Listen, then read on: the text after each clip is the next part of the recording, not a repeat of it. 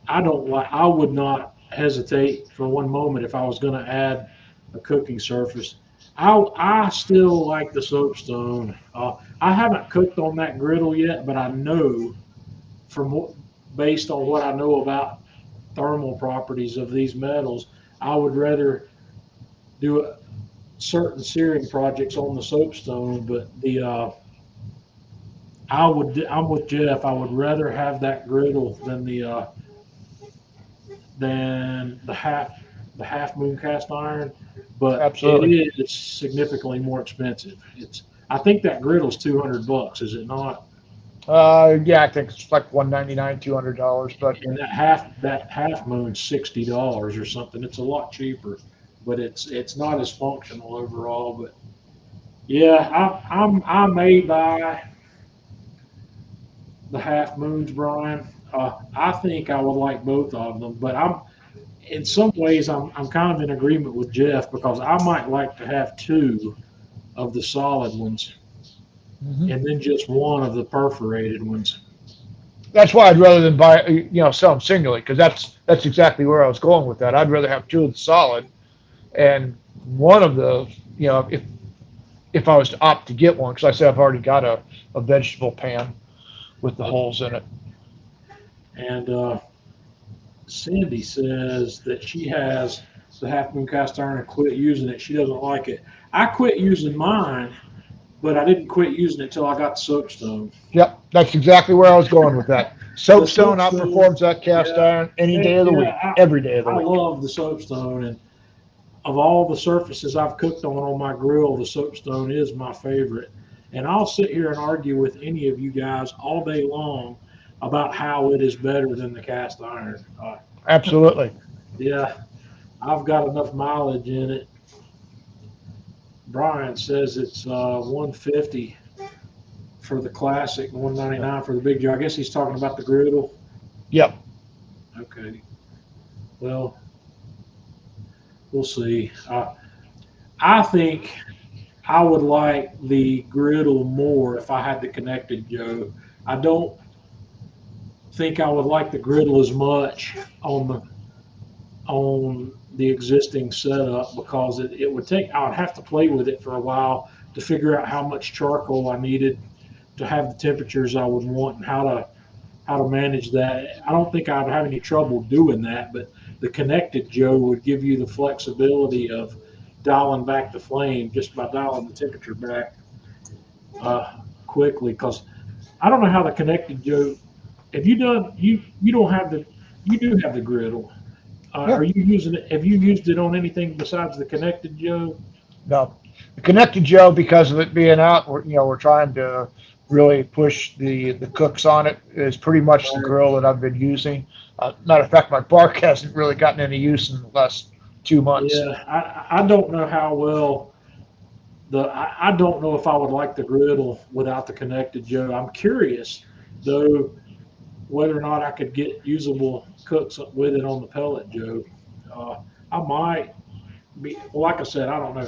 It's going to be a long time before I buy it if I buy it at all. But I may. I haven't used it on the pellet Joe, but I think it would do equally as well on the pellet Joe. Yeah, I may buy the half moons.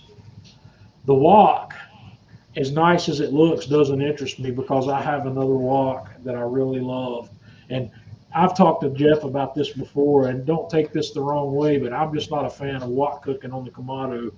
I don't like the heat signature coming around the outer edge of the wok when you have to get your wok hot enough like I like it. Yeah, you're definitely wearing gloves. Yeah. Kamado Joe needs to come out with an insert, like a wok ring, a solid wok ring to fit on the Right. classic and the big Joe, where all that heat now is concentrated in that bottom section Yeah. of your I've wok cooked- rather than going all over the place. I've cooked several times on the Kamado Joe cast iron wok, and just the heat that's coming up around the outer edge of that. When you bring your arm out over that, you need a glove or a hoodie on or something, or it'll burn your arm. But Yeah, it'll take the hair off. unless you're just going to cook gently. But if I'm going to cook, the reason I like cooking in a wok is the reason I do it is because I want to cook screaming hot. I want That's that right, hot wok and fast. surface to be 600 degrees or better. I want it hot, and everything I throw in there is going to be done. The wok, it takes longer to prep for a wok cook than it does to do the cook. I'm going to be Yep. cooking. Once I have the food in the wok, we're talking 2 or 3 minutes and we're done. Yep. That's how long the cook lasts. So we'll see how that goes. Randy's asking if you get charcoal. Randy, I doubt it. It's just not. It's not charcoal. The purpose of it's not to provide charcoal flavor. It's not what it. You might get some if you close the lid for any amount of time on what you were ever cooking, but it's, in my opinion, it's one of these situations where we're moving away from the original purpose of the grill for smoking and grilling. Yeah. We're creating a new experience there that's not simple smoking or grilling. And when you're using the griddle, you mainly have the lid up anyway, so you're not going to get any smoke. Yeah, you're not. Yeah, you're not. It won't. It won't give you much. And Scott's saying the same thing. Why not use a propane fired griddle? You could, but what this is giving you is the ability to do it all on one grill. You don't have to have a separate propane griddle. I just don't have a lot of experience griddle cooking, and I'll admit that. I'm just not the best at it. That's why I bought this accessory for the Camp Chef pellet grill that I bought. I've got that Sidekick accessory where I've got that propane burner on the side, and I've got the 14-inch griddle for that. And I've been doing some cooking on that. And if I ever decide that griddle cooking is something I want to pursue more deeply, I probably will buy a 3 or a 4 burner griddle setup. I don't know, but this is just another one of those things. It gives you another opportunity. It's not. I'm not going to sit here and tell you that the Kamado Joe's better or worse at griddle cooking than anything else out there. It all depends on what you want to cook on. And I've seen, based on, I like to use the Joe Tisserie as an example. People love cooking on their Kamado Joe, and that's been highlighted by some of the stuff I've seen happen on a Joe Tisserie. People do stuff on a Joe Tisserie that I would have never ever considered doing on a Joe Tisserie, just so they can use the tool. They just enjoy using the Joe Tisserie. A good example of that's ribs. And I hope Jarrell's not watching, because Jarrell loves cooking ribs on his Joe Tisserie. But I tried it a few times, and I just never got the results I like in ribs. But everybody that cooks, when they cook on their Joe Tisserie, they just love it. And it's just going to be the same sort of thing with all this stuff. You either love it or you hate it. Glad Ben could make it in here with us tonight. I've been trying to get Ben on here. I'm not sure how we're going to do that, but Ben and I go way back in the early days of the KamadoGuru.com forum. Ben was one of my early members on that site. I remember when Ben got his first Kamado Joe. But Ben's gotten into knife making, and Ben's done some really incredible stuff. He started out making replacement handles for the Asian style knives, and now he's making the blades. So we'll see if we can get Ben on here sometime to talk about that with us.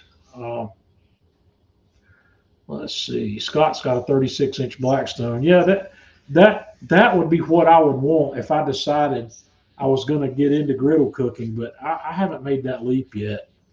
So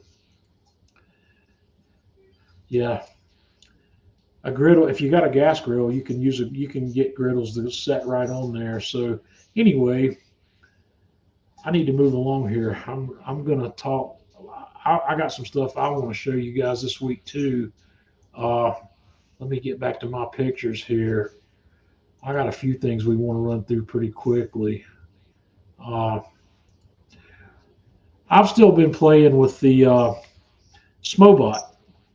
And one of the things I did last week is I wanted to see if I could run the Smobot at 150 or 160 degrees to do something like jerky, because I've struggled with that on the Kamado Joe with some of the other temperature controllers. So what I did here is I took 3 of the B&B charcoal briquettes and set them in a basket in the base of my Kamado Joe. And then I took one of my torches and gave it about a minute on those briquettes to get them fired and get them started. And then I laid some more briquettes in there. And this is a pseudo minion method. I've laid them in there where the bricks that are already lit will light these other bricks over time.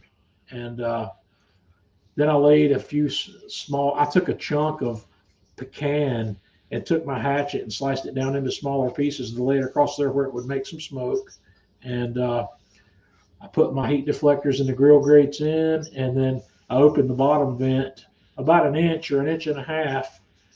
And then I let the Smobot do its thing, and I set it for 160, and it ran for, I got 8 hours or so at 160 degrees, or give or take 5 to 8 degrees up or down throughout that period with the Smobot. And so that tells me with the Smobot, that I'm going to be able, if I want to use the Smobot to make jerky or to smoke jerky on the Kamado Joe, that I can do that. I was hoping to have the Smobot guy on here next week, but I haven't been able to get back in touch with him. I've sent him a couple of text messages and haven't gotten a response. And I've also got a support question open with them. I opened it on Wednesday and I haven't gotten a response back on that yet. So I'm wondering if they're out of town or off for the holiday or something. We'll have to just wait and see on that. So that's the only thing I did with the Smobot this week. I published the video earlier this week, I think maybe on Monday, of the Boston butt cook, the overnight butt cook that I did, that I showed you guys the details of that here last week, but I put that video up, I think, on Monday. So experimental cook this week, experimental playing around. I got a pack of puff pastry here, and I let it thaw out a bit. I diced up jalapeno pepper pretty finely. Did the same thing with a little bit of onion. This is not a whole onion, but it's just some onion. I didn't measure this. I don't know how much I have there actually. And I just set that aside. I had some leftover pulled pork barbecue. This is about a 1 cup serving of pulled pork barbecue that I had in one of my vacuum seal bags. I just took it out of the bag after it thawed, and I just chopped it up fairly finely with my knife. And to that, in a mixing bowl, I added some cream cheese that I had softened, mixed that together, put in a little extra barbecue rub, put my onions and jalapeno peppers in, and stirred that up and made it into a consistency that's something similar to a fairly firm chicken salad. This is about the consistency I ended up with there. It may be a little firmer than a chicken salad, but this is spreadable actually. So I rolled out my puff pastry sheet a little bit. I put a little bit of flour on my table, rolled that out just a little thinner than it comes with a rolling pin. I took my bench scraper and just cut it into we'll call those squares, but they're actually rectangles. And then I put a small scoop of this pulled pork cream cheese mixture in the center of each one of those. And then I folded each one of them up kind of like a wonton, sort of. And I did also paint the corners of this with a little bit of an egg wash. I don't know if that was necessary or not with puff pastry. I don't have a lot of experience with puff pastry, but that's what I did. And then I put these guys on a wire rack in a pan, and I tossed them in the oven, in my little convection oven at 400 degrees to let these guys cook. And I left them in there for 15 minutes. And this is, like I said, this is experimental. It's the first time I've ever done anything like this. But I probably should have left them in there 2 or 3 minutes longer to let them brown up just a little more than I did. But let me tell you something. These things were delicious. And this was just something I was playing with as an experimental way to do something semi-creative with leftover pulled pork you could do this with anything. You could do this with any meat you have left over. You can take whatever you've got. And looking at this cross section here, I do believe I probably should have left that in the oven maybe even 5 more minutes. And next time I do this, when I do this again, I'll experiment with it and cook those a little darker on the outside. But what do you think about that, Jeff? It looks pretty good. The only thing I would add to it, did you saute your jalapenos and onions first? Nope. I might have done that. Well, probably that wouldn't hurt. But they got hot enough in the 400-degree environment that they were not pungent when they came out. So yeah, I could have sauteed those first. That's not a bad idea. In fact, I could have just caramelized the onions almost completely. That would have been good. But once again, Would add another depth of flavor to it. this is not an end product here. This is something that I would highly recommend playing with.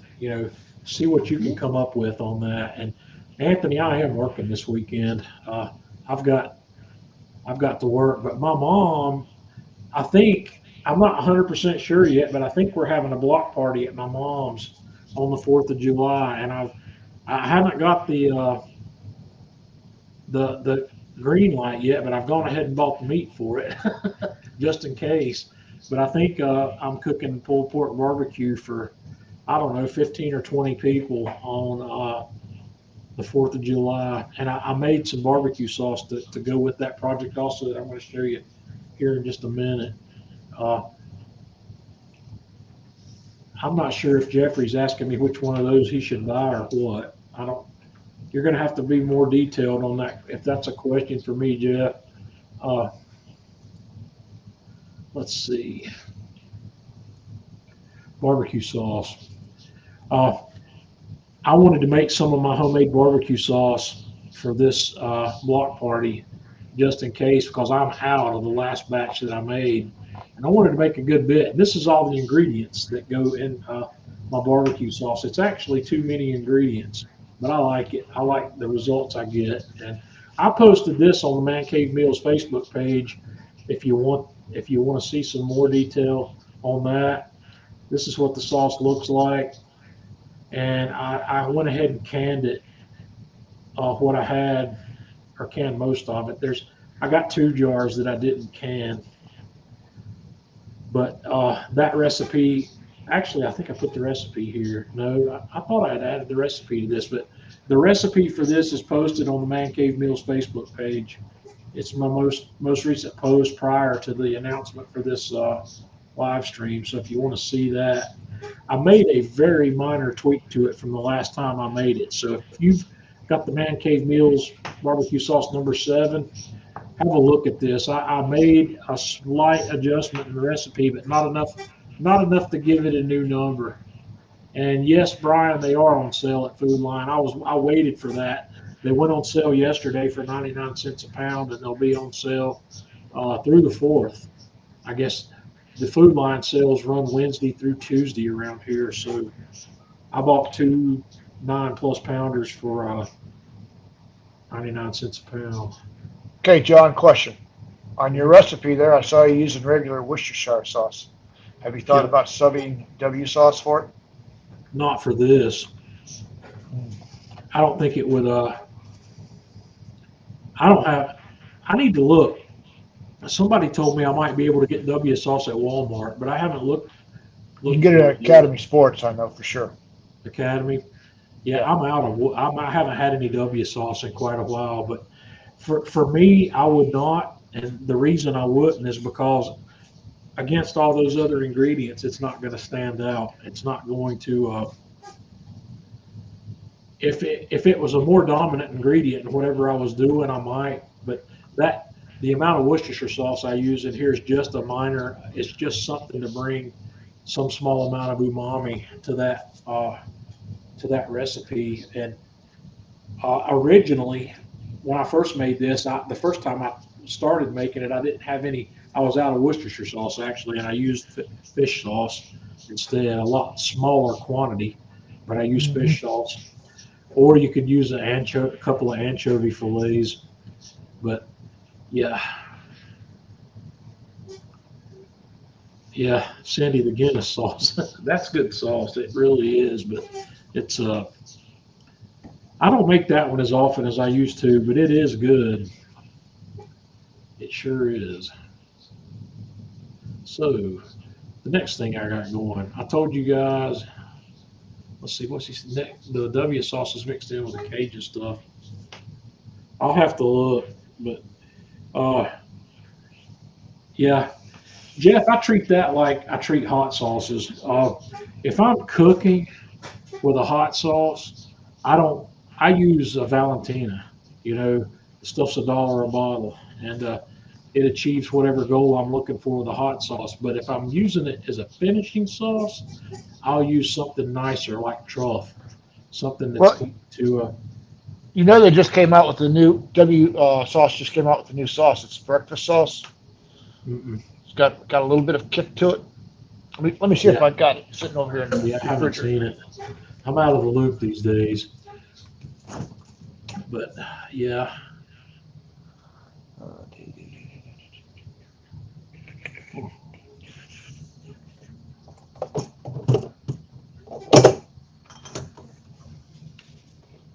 Breakfast sauce. What the heck? Yeah, it's pretty good.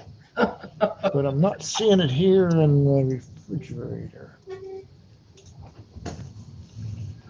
Yeah, I don't have a local source for W sauce, and paying shipping to get it here is not something I'll have to look and see if Amazon has it and see if they have it on Prime without having gone above $10 a bottle. It's not cheap. It is good. Well, I would show it to you, but I think my son has killed the bottle. Yeah. So well, it's good stuff though. It's got a nice heat to it. We'll come back. Not an overpowering heat, but a nice heat. We'll look into it. So, guys, I bought another grill this week. Does that sound intriguing in any way? Jeff already knows what I bought. Let me give you a little background first. I like periodically. I like to browse Craigslist and Facebook Marketplace for Weber grills that are for sale. And a couple times in the past, I've found some really good deals on Weber grills that I've bought, and I've rehabbed them. I've brought them back to life from death. And but the problem is most of the people that have them, even though the grills are shot and they got to be totally gutted and a lot of work done on them to bring them back to life, they still want a lot of money for them. It seems like everybody on Craigslist and Facebook Marketplace these days is really proud of their stuff that they're trying to sell. So I was cruising Facebook Marketplace yesterday afternoon, and I came across a Weber Spirit E310 gas grill. It had a price tag of $133 on it. So I knew that grill was nearly a $600 grill, and it's a current model. This is a grill that they still sell. It's a 3-burner gasser from Weber, and I got to looking at it. The guy didn't post any pictures of the inside of this grill or anything. He just said in his comments that the flavorizer bars needed to be replaced. But at $133, that threw up a red flag to me right away that says I can gut that grill and replace all of the internal components, even if everything has to be replaced, for less than $200.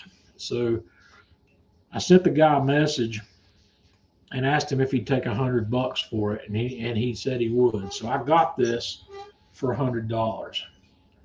So this is the grill new on Amazon. I grabbed this screenshot today. So it's a $619 grill, and Lowe's. I checked Lowe's website also. It's $619 at Lowe's. So this is. Let me switch back here. You can see this is the exact same grill. And the reason these side tables look a little wonky is because I had to take those off to get this in the back of my car, and I just hung them back on there without tightening them up. They're not really wonky like that. They're perfectly flat when they're bolted on properly. But this is the same grill. So I just snapped a few pictures of it. Walk around pictures here. It's dirty. It needs a little cleanup. But everything here looks like it's going to clean up beautifully. I didn't see any part of this grill that I didn't think was going to clean up nicely. Everything here is as it should be. Now, on the inside, these grill grates, I don't know yet if I'm going to be able to salvage these grates. These are cast iron grates, and when I read about these, it indicated to me that they're porcelain enameled cast iron, but there's a good bit of rust here. So one of two things is true. Either these are raw cast iron, or there's a lot of the enamel gone off of these. So what I did with these guys today is I took them out of the grill and I made a lye bath the same way I would to restore a highly damaged cast iron pan. And I put these in the lye bath, and I'm going to let them soak in that for a few days before I start trying to scrub those down and see if I can get these back to bare metal. If not, it's not a big deal. I'm going to show you what I'm going to replace it with. If not, this warming rack back here is pretty cruddy, and I'm going to replace that. But when I pull those guys out, here's your flavorizer bars that need to be replaced. This grill is a perfect example of the kind of neglect people show their gas grills. This grill just hasn't been taken care of. Those flavorizer bars are shot. This thing, as you can see, two of them are completely falling apart. And but that's a cheap replacement that I'm going to show you here in just a minute as well. The burner tubes on this grill, the tubes themselves, these pieces running front to back, are probably salvageable, but I'm not going to, because this crossover tube back here is really in bad shape. It's just not in good shape at all. So I'm going to go ahead and replace the burner tubes and clean this out. Here's a picture of, this is those grates in the lye bath that I put together, and that container's got a lid that seals on it, so it's not sitting out there exposed, because that's highly caustic. And so if I replace the grill grates in that grill, these are the grates I would want to use for it. These are stainless steel, but they are thicker bar than most of them. I found lots of replacement. Oh, and another thing, guys, in this current market, there are lots of Chinese third-party replacement parts available for Weber grills. The first Weber grill I rehabbed, I bought all Weber parts for it. And after I had said and done that, I decided that it was not worth it, because I had enough money in it that I would have just wanted to buy a new grill. The Weber parts cost at least twice what these others do. And this one had really good reviews, but this has got 9mm bars on it. Most of the other ones I looked at were either 7mm or 5mm, but the cheapest that I found were about $55. But this set right here, if I can't restore those cast iron grates to my liking, I'll probably get these. And I may get these anyway, because I don't like cooking on cast iron grates. I don't think there's any real benefit to cast iron grates, and I don't like the maintenance involved in them. I would rather have these stainless steel ones. So $100. Let's just go ahead and add that in as $100. The next thing that's got to be replaced from that same company, I'm going to put stainless steel heat or flavorizer bars and stainless steel burner tubes back in it. So that's $60. So we're at $160 for replacement parts. And then $30. This is the actual Weber. The knockoff one was $28, so I just added the Weber one to my list. So we're at $190 there for the replacement parts I need. This I don't know if I need yet. The igniter, I haven't. There's a battery involved in the igniter for this grill, and I haven't replaced the battery yet to see if the igniter works. I asked the guy if the igniter worked, and he said it used to. He said, but he had never replaced the battery in it, and he had just been lighting his grill with one of those long butane lighters. So if the igniter works, I don't have to have any money there. And if the igniter doesn't work, to replace the switch and the whole igniter system's $25 more. So we're looking at, $215 max in additional parts. So I would be at $315 for a total rework on this grill. And the thing is I know from experience, cleaning this out, getting this back to new is fully doable. It just takes a little elbow grease to clean that out.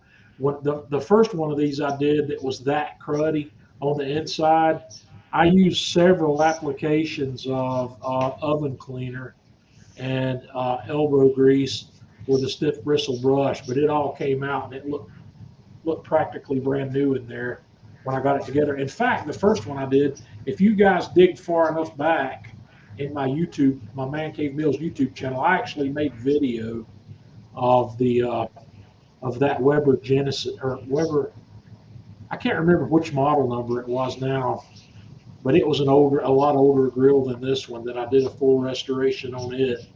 And but I'm going to be going through the exact same process here, but at a lot lower cost. So yeah, Cindy, my time's not worth anything when I'm restoring a grill. I look at that. If I had to put my time in it, it's not worth it. But it's something I enjoy doing. It's kind of like anything else, I can't. If I have to put a dollar value on my time, it would be better for me just to go buy a new grill. It would. But I'm gonna let you each week for the next bit. I'm going to show you the progress of this because I'm going to do something fun with this grill, something I've been wanting to do with a grill for a long time. And you'll just have to stick with me to see the final product here. But I'm going to do something for. Yes, Brian, it was a Genesis Silver B. That's exactly what it was. Sorry, I clicked off of that, but it was a.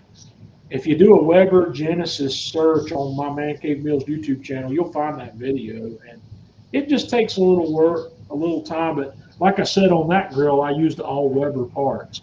Back then, I didn't have, I couldn't find a bunch of cheap, or I'm not going to say cheap, I'm going to say less expensive, because every one of these pieces, these Chinese pieces that I've looked at, I've made sure the reviews on these things were good, and I went back and I looked at the negative reviews as well to find out what people weren't happy about. But the most important piece there that you have to be worried about is the burner tubes, because if they're not working properly, nothing works properly. The grill's not. The burner tubes are the important part there. So yeah. Boater, what I'll do is I'll brush most of that crud out, and I may even take that part to a car wash and get a high pressure sprayer going in there to get as much of it out as I can before I actually start cleaning it. Or I might take it over. I've got a pressure washer in the basement at my mom's house. I might could hook that up and go work on that, but it's the inside of it, I want to get all of that crud out of there, and it won't be hard to do. So I'm gonna do some fun stuff with this one, but it's gonna take me a couple of weeks. I've run into a minor problem here. you can't really see it in these pictures, but there's a couple of screws. There's one here, here, and here that are holding those burner tubes in. Whoever assembled this grill was probably somebody that worked at Lowe's, because the center one and the left one, these are those screws that have like a nut on the top. I don't know what you call these things, but it's like a nut and a built-in washer. It's a 5/16 nut with a flathead screwdriver bit in it, but the nuts are rounded off, where they probably used a power drill or something on those two and let them go too far, and so I can't use my socket to get them loose, and I also can't get those two out with a flathead screwdriver. They're rusted really badly, and so they're not fully tight though. So I can go ahead and get the burner tubes out, and then I'm going to either use a pair of pliers or a vice grip and see if I can get there and turn those loose. And once I get those off, I'm going to work on that tomorrow. And once I get those off, I'm going to take the grill body off, and I'm going to take the lid off as well, because this is the part that's going to be the part that's the most challenging to clean, to get all that crud out of there. I don't know if this grill's ever been cleaned on the inside. You know, a lot of people never do it. They just they cook, and I don't know. Jeff, you bound to have had gas grills in the past, right? Yep. Did you ever do any kind of maintenance on yours? Yep. Take the putty knife to them, clean them out. Yeah. I've had to replace the flavorizers and the. Down here in Florida, that's one of the reasons why I got rid of the gas grills. Down here in Florida, they do not last long. I don't care how well you take care of them. The rust sets in and whatnot. You get little holes going on your burner bars. Right. Well, they just don't last. The flavorizer bars are consumable pieces on any gas grill. Yep. They're not going to last but so long. It's going to be directly proportional to how much you use the grill. Cleaning those guys off, I don't know if it extends the life of them or not. But no, I don't think so. Somebody like me and you who grill a lot, if I was grilling on a gas grill, let's just say I was an avid gas griller and I was grilling 2 or 3 times a week on my gas grill, that would probably be an annual replacement for me. I would expect it to be something I replace. Pretty close. The burner tubes, however, I'm going to get a longer life out of the burner tubes, because I can pop those. The flavorizer bars are keeping grease off of your burner tubes. So the only thing that has to happen with your burner tubes is you periodically just need to wipe them down and glance at them and make sure that all those little slits that the flame's coming up to, make sure they're not closed up. And yeah, mine always got ate up with rust. Yeah. I mean, down here in Florida, I mean, it is what it is. Well, and also, even those being stainless steel, they're exposed to heat high enough that they're going to rust eventually. You just have to, you can keep them clean, you can wipe them down, and you can minimize that. I don't know if you can oil those, or if oiling them in any way would be of any help. I've never considered the idea of oiling a burner. I don't think that would help them at all. I think because the heat coming off of those is too high. The first time you turn it on, all the oil's going to burn off. So, but like I said, I'm going to make a fun project out of this. This is going to become something that I keep. I think. We'll see if I stick to that or not, but my estimate is that I will probably take a month to restore this grill. I will, based on what happens tomorrow, if I can get those screws out of there like I want to, I will go ahead and get some of the pieces I need on order. I'll get the replacement burner tubes, the flavorizer bars coming, and the warming rack. And then it'll be Monday or so till I have a look at those cast iron grates again. And I just don't know. I just don't know. I just don't like cooking on cast iron grates, Jeff. I'm not a fan. But if I can salvage those grates, then if I can salvage those grates and make them usable, I don't want to include that $99 for that replacement grate in what it actually cost me to restore this grill. Because that's the single most expensive piece of the restorations, the replacement grates. Mhm. It looks a lot better on paper if I spent $90 to restore this $100 grill than if I spent $190. You know, that's a third of the cost of that those grill grates. And like I said, I could get less expensive grill grates. The Weber replacement grates for what's in it are $155. They want $155 for that set of grates that this grill came with.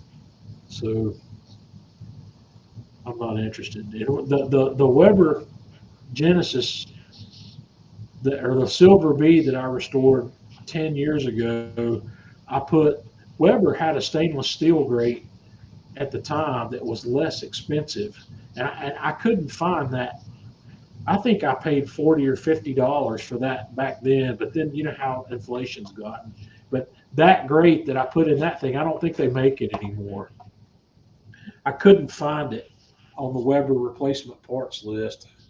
So, or maybe they don't make, maybe the Silver Bee is just a different grate, and that same grate style is not available for this Spirit. But yeah, all right. Well, we're winding down here. What about? Let me get Tanya back up here.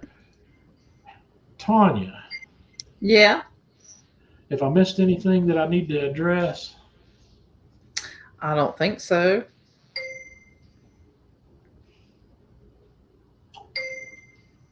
I was paying attention mostly.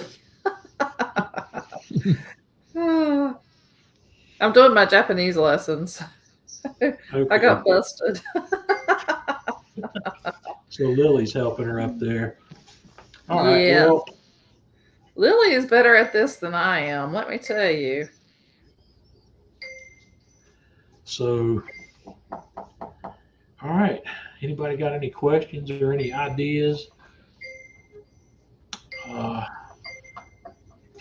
Yeah, but I'll get that. I'll get the rest of that disassembly done tomorrow. There's the lid on this grill has got two hinge pins that are held on with cotter pins, and I know when I pull those cotter pins out, they're going to break, and I'm going to have to get a couple more of those somewhere to put that lid back on when I get ready.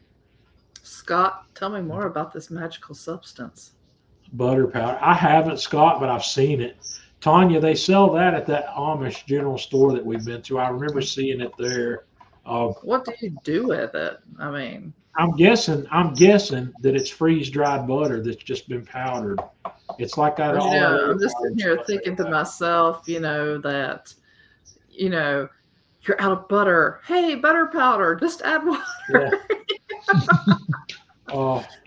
Who was I talking to the other day that's getting? Oh, Russ. Russ has got a freeze dryer. Russ Jones, he was getting. Man, that I want American one of those Harvester. things. Dadgummit. No, I don't think we do. We need to talk to Darren. Darren had one, and Darren got rid of his because there's a couple of reasons that he confirmed about having his that make me not want one. Okay. Dehydrated butter. Why wouldn't you just use regular butter? I don't know that what kind of difference would it make? Is it like that PB powder? Is there like less fat in the dehydrated butter? No. It's not. Okay. It's going to have the exact same nutritional content as regular butter. The only thing that's gone out of it's the water. And I don't know. I don't know the process, but I'm betting it's freeze dried. That would be my guess, because that's how you powder a lot of things that you wouldn't normally think you could powder, like Worcestershire sauce. The Worcestershire powder. Yes, Okay. that's what he's talking about. Same thing. Yeah. I had to thought. I don't have any of the Worcestershire powder at the moment. I need to get some more. I bought a 1 pound container of that, but let me tell you, after you've opened that container 20 or 30 times, enough moisture gets into there that stuff sets up like a brick. It just, I need to keep, if I buy another thing of that, I need to take half of it out, vacuum seal it, or maybe even Ooh. cut it into fours. So I like this idea. Yeah, Get more butter on my popcorn and it wouldn't get soggy. That'd be fabulous. I don't know. I've never played with butter powder. It's just not something That'd be something something I I've would ever try. used. Okay. Fair enough. Scott's used it on popcorn, and Cindy thinks that Scott's getting ready to go to Mars. That would be cool. Yeah. So I'm going to say this. One of the cool things about going to Mars would be the freeze-dried ice cream sandwiches, the astronaut ice cream. My nephews love those so much that when I recently took Tristan to Washington, we were in the Air and Space Museum, and he goes, "Oh my gosh, look at you!" And he grabbed that, and that's what he wanted from there. He says, "Will you buy this for me? You used to buy Tanya, this for me." where did we see those the other day? We Oh, saw Lord. We saw them we somewhere. saw something. Was it at? And they had a bunch were of we at a flavors Cracker- too. Were we at a Cracker Barrel recently? No. I can't remember where we Yeah. were. We went a couple of weeks ago. Remember, we took Jiggly and Juju to Bloomfields. Well, I dropped you guys off at Bloomfields. Then I went and did work, and then I came and picked you up. I saw that's where those you're at. freeze-dried ice cream sandwiches somewhere we were recently. Yeah, Jeff, what are you cooking? Well, Saturday I'm cooking rotisserie chicken or rotisserie chicken, however you want to look at it. And for 4th of July, I'm either going to do pork tenderloins or a brisket. I haven't made up my mind which yet. Cool. Yep. And Cindy, it went great. I actually got asked to consider doing a workshop in January, so I'm thinking about it. I'm just trying to look at my workload and see if I have time to put together a kick-ass workshop, because it would have to be kick-ass if it were Cisco. Yeah. But here's the really cool thing.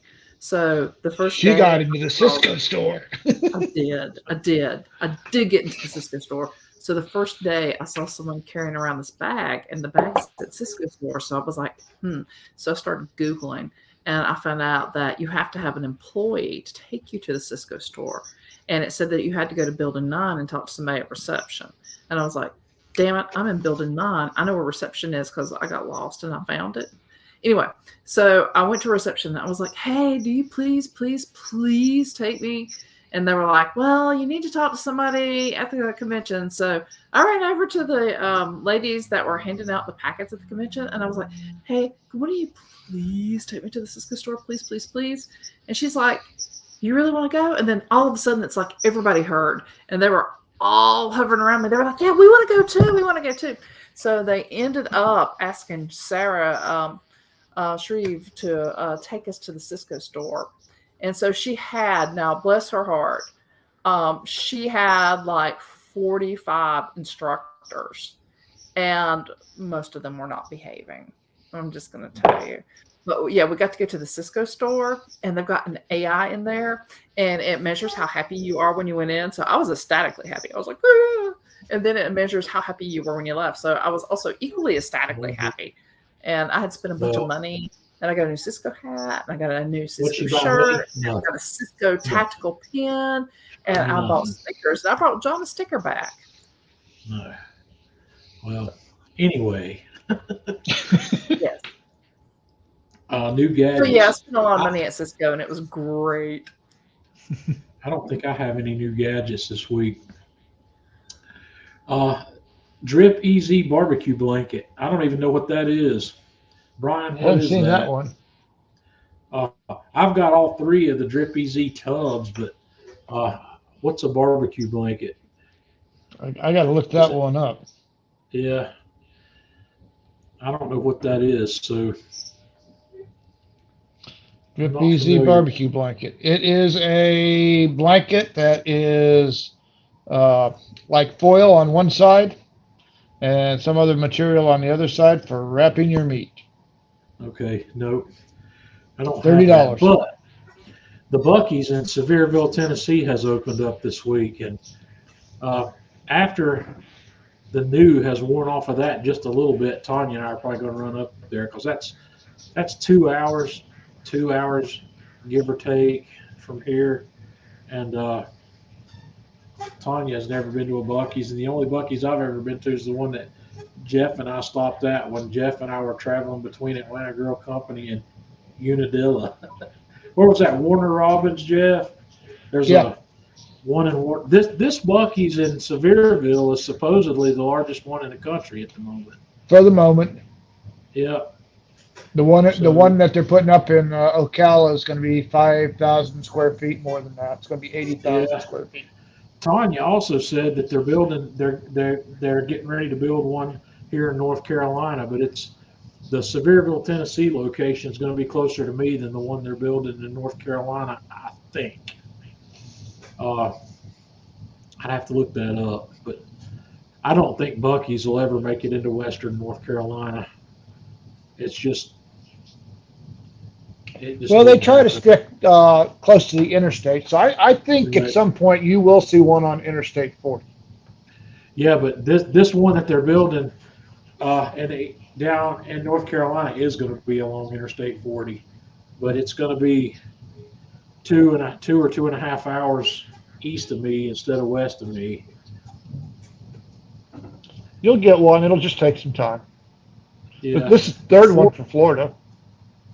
there's no north-south running interstates in the western part of North Carolina, west of Charlotte, west of where Charlotte is.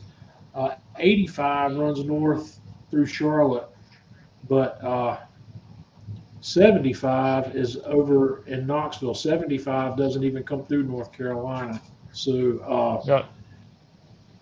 there's no 40 is the main east-west artery through western North Carolina in terms of interstates. So I don't think Asheville's big enough to attract. Well, what surprised me is we've got two of them on 95 within 40 miles of each other. Yeah. But they must be That in larger surprised me. population areas. Well, it's Daytona Beach and I think Live Oak. Yep. And I mean, it's like 40 miles, maybe a little over 40 miles. Brian says, yeah, it's an insulated heating blanket. You guys need to recommend me a gadget because, like I said, future videos from Man Cave Meals are all going to be related to product demo more so than cooking. Cooking may be involved in the video if I'm demonstrating a product, but if there's something out there you'd like to see demoed, let me know what it is. And if I can afford it or if I can get the product one way or the other, I'll be happy to do. I'd like to do some demo videos. Well, my new toy is that VacMaster Ash vacuum. That thing does a really good job. Well, that's something I might check out because there's a lot of Kamado owners that aren't using leaf blowers to clean out their Kamados. I know a lot of them do because that's the kind of people we are. But I'm curious about that vacuum, Jeff, because if it's labeled as an ash vacuum, that means it's got a fine enough filter on it that it's not going to spit ash out the exhaust. It does not. And see, the one that I bought over at Home Depot, which was for ash, man, I went to clean out the Kamado, and it looked like a mosquito fogger coming out the ass end of it. I went, what? Yeah. Well, I've got a my current shop vac that I'm using on the pellet grills is a DeWalt, and it's a really nice little shop vac. But the filter on it, I can take the filter off and beat it out, and I can actually rinse that filter and reuse it. And I'm having pretty good luck with that. The ash that I'm vacuuming out of my pellet grills is not fine enough ash that it's giving me any trouble with the filter on the shop vac. The ash, however, if I was vacuuming out a Kamado, that ash from hardwood lump charcoal is a lot finer ash than pellet grill ash. Well, I had one person post on my post, well, it's got a paper filter, and you got to watch out for fire. And I'm going, okay. So he recommends this other one. I go, okay, let's see. It also has a paper filter, and it's made of plastic. Which is going to burn better? Does somebody actually want to vacuum out a hot grill? that was the thing that got me is, first of all, Who would want? I mean, come on, let's take a little responsibility for our actions and be smart about Yeah. this. You don't If vacuum somebody's out not hot grills. if somebody's not smart enough to make sure there's no hot embers before they vacuum out, then Their man card needs to be removed. yeah, yeah, they're not responsible enough to be cooking on a grill to begin with. Yeah, I said that. Yeah, I'll say that. I've said it many You know, times. I'll take away your man card. good Lord, everybody wants everything, Jeff. Uh, what's up with that? You got I to don't have know. I some mean, amount. There's some what- amount. There is a baseline amount of common sense that needs to be used when you're dealing with fire, guys. It's crazy. Well, It's absolutely. I totally agree. like, It's, like it's back with the cartoons when you and I were yeah. growing up. Nowhere in the cartoon did it say, kids, don't try this at home. Now it's plastered all over the screens. Kids, don't try Well, this at Jeff, home. it's like Are we that that stupid? post.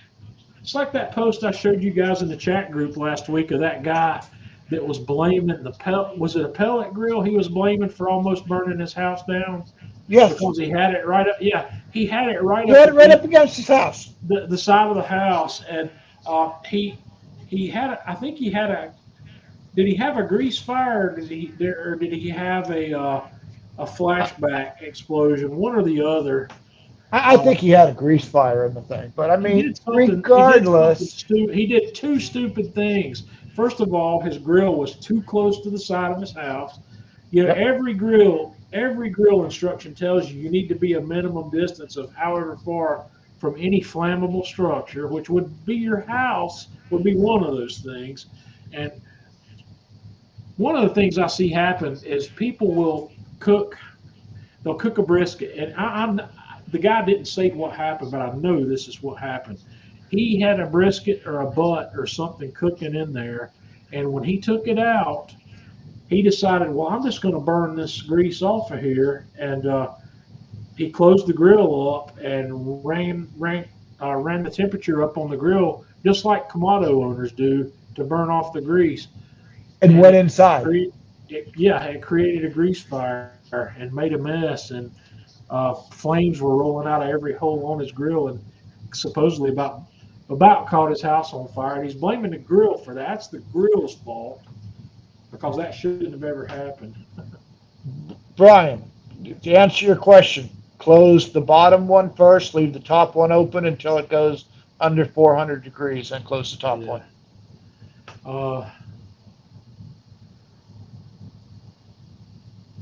I don't.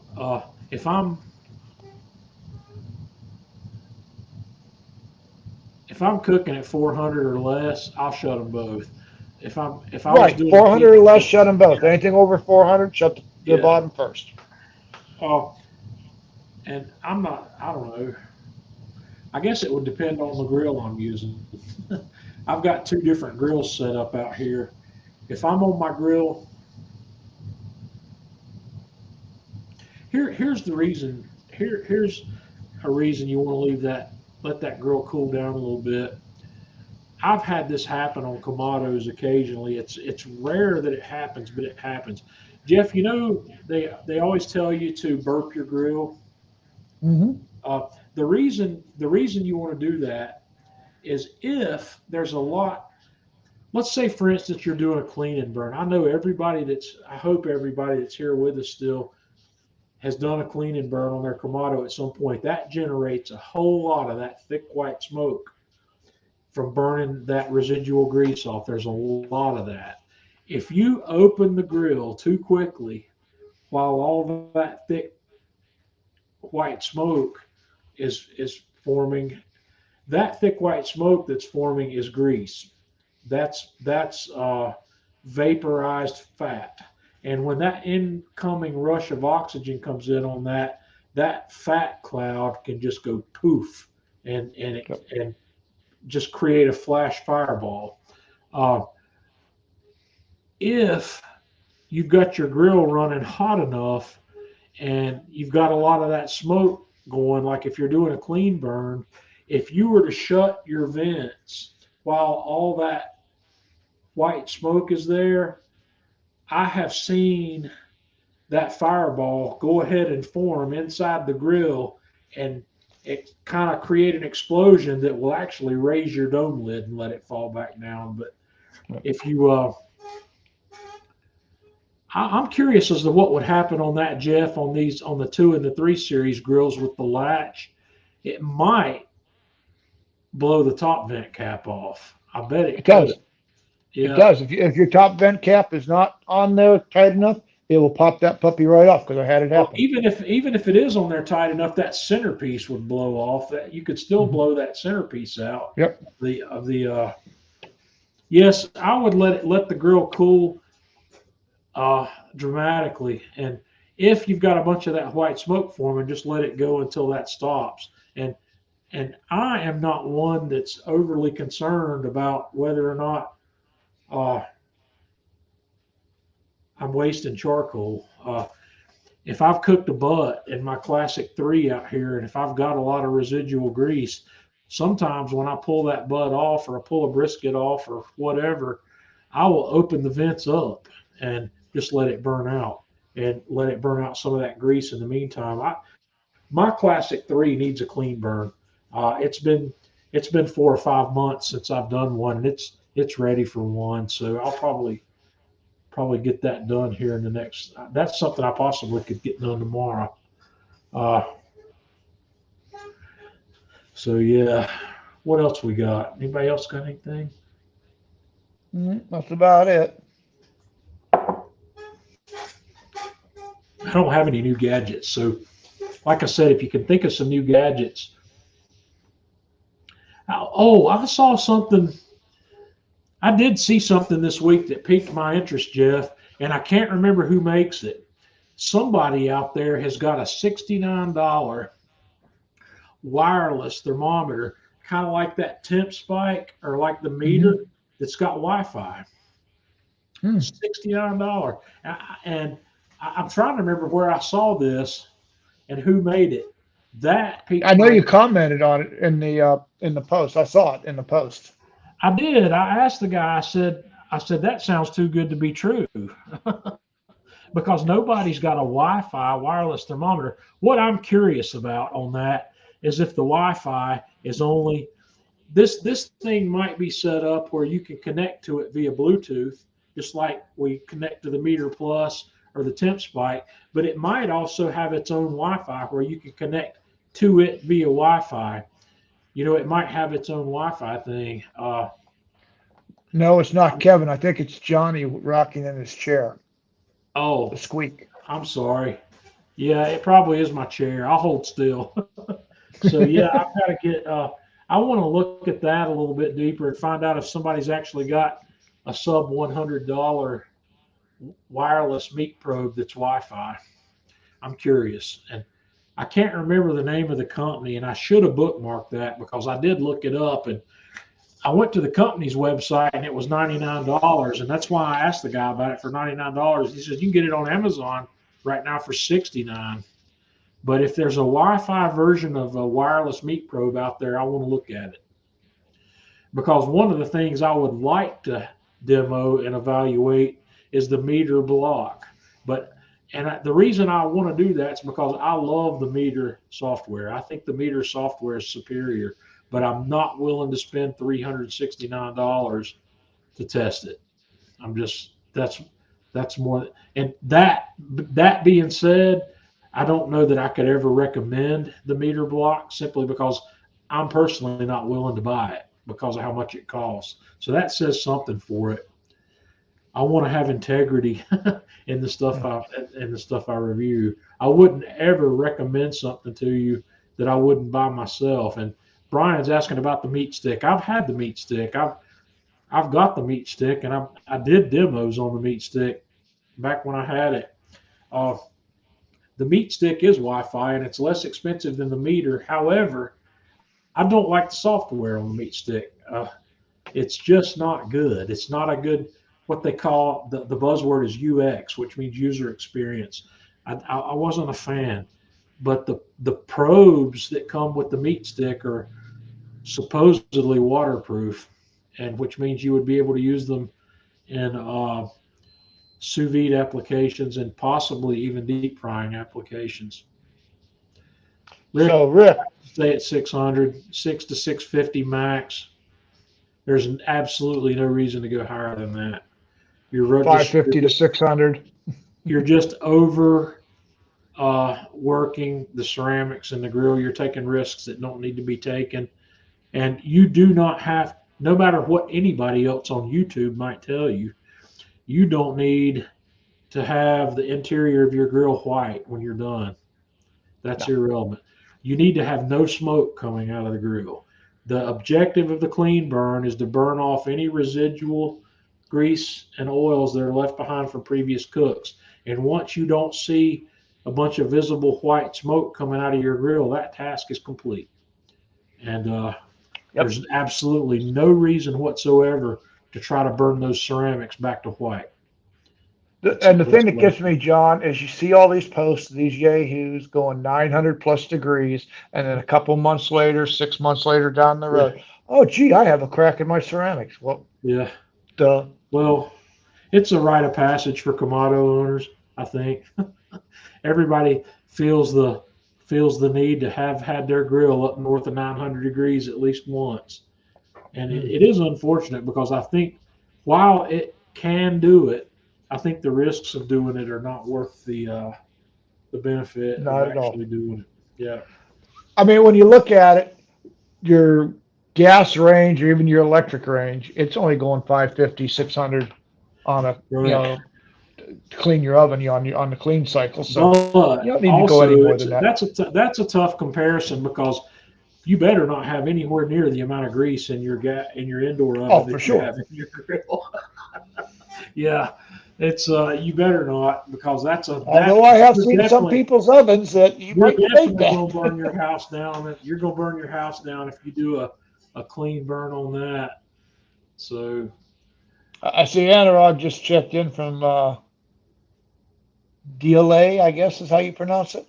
is he still in India? I think he's getting ready to come home. He said something about, Anurag, glad you could make it in. Anurag's been in India for the last, I don't know, a month. Has he been over there a month yet? Just about. I think about 3 weeks. I think he's got another week over there. Yeah, he's going to be back soon. He and his family are visiting India for the summer, and be glad to have him back where he's on my same time schedule. He's on my time schedule when I'm at work. he's live when I'm on my overnight shift over at the hospital. I can count on Anurag being online. So yeah, okay. July 15th, he's coming back. Yeah. High heat loosens the gasket material. It not just on the top control vent, it also loosens the gasket material between the dome and the base. But yeah. Hey, John, did you see the post about the guy who replaced his gasket on his Junior with a? I did.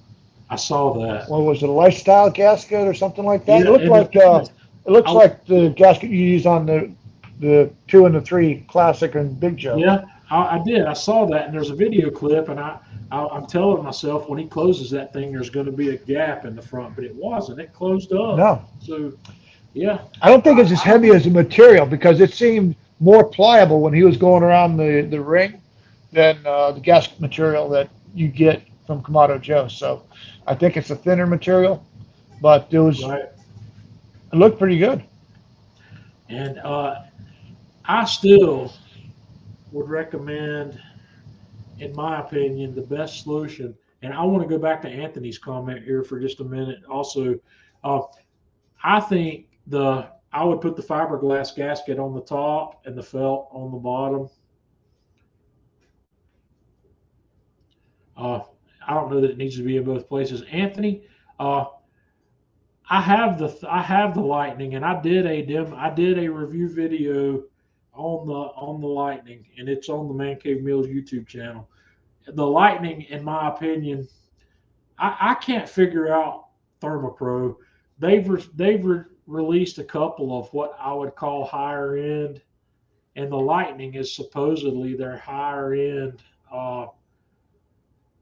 instant read thermometer, and my opinion of it is I would not buy it. It's too expensive for what it is. Guys, if you're interested in, if I can give you one piece of sage advice about instant read thermometers, is the thing is Thermopro is the company you need to be looking at, and the TP19 is a $29 thermometer that I'll put up against anybody else's thermometer. I'll put it up against the Thermapen. I'll put it up against everything. Now, that being said, the Thermapen 1 may be a half a second faster, maybe a half a second faster, may be a half a second faster than the TP19. It may be a half a second. Did I say, Jeff, that it may be a half a second faster? I thought that's what you might have said. Okay, It may be. a half a second faster than the TP19, but $29. I've got the TP19, and it's actually one I bought, and it is my go-to. I like it. It's fast. When I did a shootout video on the Man Cave Meals YouTube channel. You can go back and look this up. I tested 8 or 9 instant read thermometers, and that Thermopro TP19H, or the TP, not the H, the regular TP19 was my favorite out of the bunch. That test, I think, was before I got the Thermapen 1. And by the way, guys, that Thermapen 1, when they say you're getting 1 second reads, I've not gotten a read on my Thermapen 1 that's any faster, really, than I got with my Thermapen Mark IV. And I've never gotten anything sub 1 second. I'm getting 1.6, 1.7 second reads out of that, but I'm getting 1.7, 1.8, 1.9 second reads out of that Thermopro TP19. Save your money, but I can't, I don't know. I'll still say that the Thermapen 1 is probably what I would call the gold standard in the instant read thermometer market. But I'm also going to say that for $30, you can have a thermometer that's just as good. So spend your money where you want to spend it, but know that you can save $70 on your instant read thermometer with the Thermopro. And the Lightning, I would not buy the Lightning. The TP, I got faster read times on the TP19 than I got with the Lightning. Hey, John. Yeah. I've got a gadget for you. What's that? All right. So today I found this fabulous gadget. What is that? I'll show you. You know how you get your butter out, and then all of a sudden you have to like go back in and get more butter and stuff. Uh-huh. Well, this little gadget is designed to fit underneath the lid of your butter, so you always have a foldable butter knife. Oh, Hemi, don't got butter over there. Jeff, are you seeing this? So it will fold, hook onto your butter container. Oh, and boy. You've always got your butter knife handy, so you don't have to like dirty up. Alton Brown would not approve of that. I know Alton Brown would not, but is Alton Brown in my kitchen? I don't think He's so. not. And Scott, I don't know about the Infinity One. Is the Infinity One a fiber? Is that what the gasket we were just talking about, Jeff? Same thing? Okay. So Smoking Tar Heel bought a Thermopro, and he likes his. The Javelin, Brian, I still have the Javelin Pro, but I put the Javelin Pro in the drawer at my mom's house. My mom is using the Javelin Pro at her house as her instant read thermometer. I've got my mom to where she understands now how to know when meat's done with the that Javelin Pro is a good thermometer. I got no complaints about that, but it's $50. It's a $50 thermometer, and it's a $50 thermometer. You just have to pick. You really have to pick how much money do you want to spend on an instant read thermometer. If you want to spend $100, spend $100. But there are the $30 ThermoPro is probably my favorite one. There's a $20 ThermoPro out there that is fully functional. I can't remember the model number. Let me grab this one. It's got a built-in infrared thermometer. And I don't remember what I paid for this one. Hi, Kevin. Hey, buddy. Jeff, you give that dog a big old pat and hug from me. I haven't seen Kevin in a long Tanya time. says hi. I did a review on this ThermoPro as well, and I bought this guy. Actually, guys, the only product ThermoPro has given me, they gave me the Lightning, and they gave me the Temp Spike. All these other ThermoPros I've paid for. This one is called this is the T420. I wonder if that has any significance. But this is a simple instant read thermometer. It's got a nice LED on it, but it also has a it has a infrared thermometer right here. This thing, you hit the scan button and point it at something, and it will come back and give you the surface temperature. So I've got here, you can kind of see up on the top number here is the scan from the infrared. The bottom one is what the probe's reading. This is a pretty good thermometer. And if you have a need for surface temperatures, like Jeff, if you were temping the deck of the Alpha or something, this would be a good option. I can't remember what the max temp is on this. I didn't think that thing went up to 1,000 degrees. I'll have to look. It's not spec'd on the back here. I don't remember what it is, but I did a review on this one on Man Cave Mills as well, on the YouTube channel. So it's a good thermometer. The ThermoPro makes good stuff for not a lot of money. So if you want to replace, if you want the ThermaPen, buy the ThermaPen. Don't let me discourage you from buying the ThermaPen. But if you want to save some money, if you want a smart, I'm not even going to call it smart. I'm not going to call you stupid for buying a ThermaPen because I've bought lots of ThermaPens. Tanya's got my original ThermaPen in her drawer upstairs. But out of all the instant read thermometers I've ever had, the only one I've had fail is that ThermaPen. My original ThermaPen, I had to send it back to get it repaired, and I was devastated because I bought that because it was a special edition. It was a black case that had flames on it. That was the first ThermaPen I bought, and I liked that one, but it went bad on me, so I decided I'm going to go ahead and send it in to have it repaired. They had a $35 flat rate repair, so I sent it in. Okay, they called me, and they said, well, we can repair this, but we're not going to be able to keep it in the same case.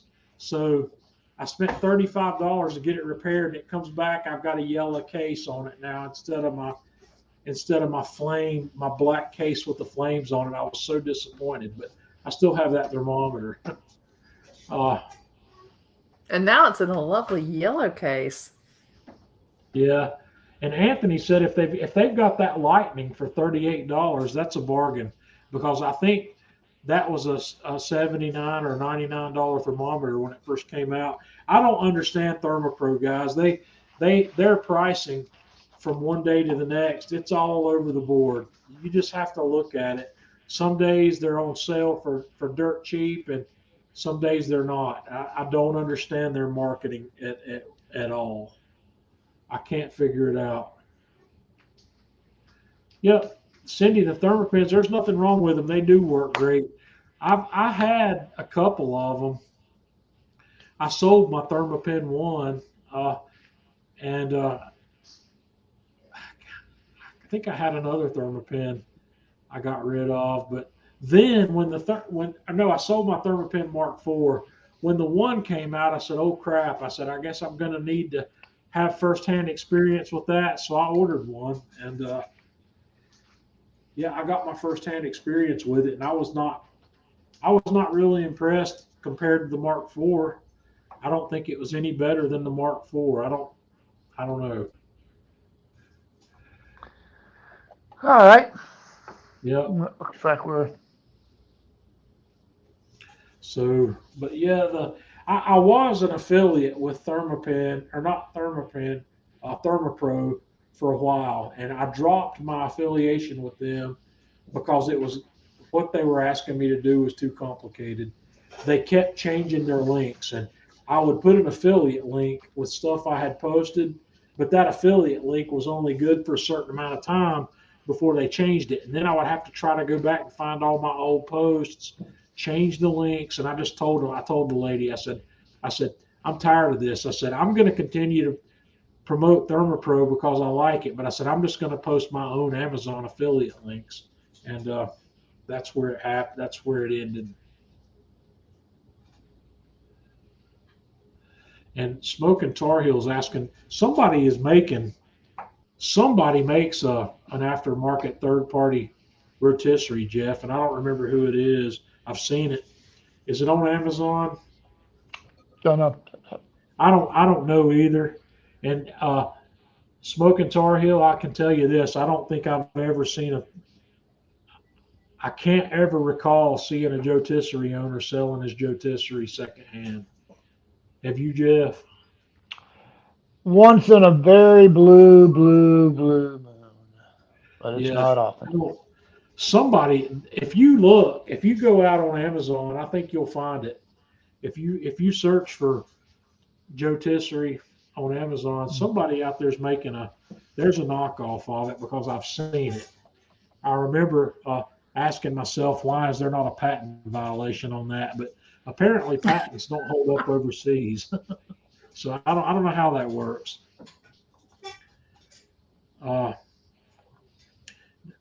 If you want to support the company, I don't know how. I can't sit here and tell you buy the name brand after I've just showed you these cheap Chinese knockoff parts that I'm planning to buy to restore this Weber grill. So yeah, I don't know. I've got. Where are you located?